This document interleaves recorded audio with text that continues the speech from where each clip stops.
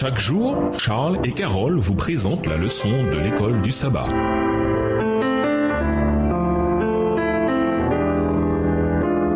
Bienvenue dans votre émission Dieu nous parle. Nous voilà à la leçon 9, le rite du repos. Étude de la semaine, Genèse 1, Exode 20, les versets 8 à 11, Exode 16, les versets 14 à 31, Deutéronome 5, les versets 12 à 15, Somme 92, Ésaïe 58, verset 13. Verset à mémoriser. Dieu bénit le 7e jour et en fit un jour sacré, car en ce jour, Dieu se reposa de tout le travail qu'il avait fait en créant. Genèse 2, le verset 3. Qui peut imaginer comment s'est déroulé le processus de la création? Qui peut dire comment se sont produites les créations de la lumière qui a surgi de l'obscurité des océans remplis d'êtres vivants, des oiseaux prenant soudainement leur envol et la création d'Adam et Ève? Nous ne pouvons avoir la moindre idée de la façon dont tout cela a eu lieu. Après avoir créé la terre et tout ce qui y vit, Dieu a porté son attention sur autre chose. À première vue, cela n'était pas aussi spectaculaire que les baleines plongeant avec majesté dans les eaux profondes ou les oiseaux couverts de plumes multicolores. Dieu a simplement créé un jour, le 7e jour, et l'a rendu très spécial.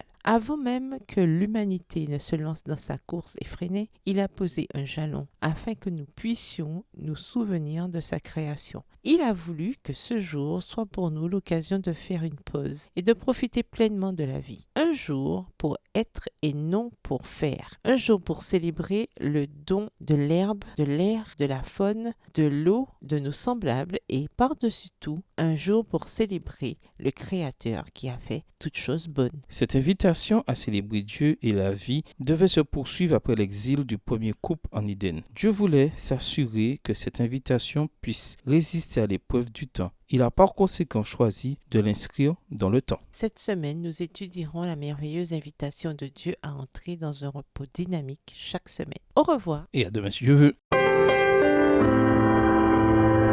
Dieu nous parle. Chaque jour, Charles et Carole vous présentent la leçon de l'école du sabbat.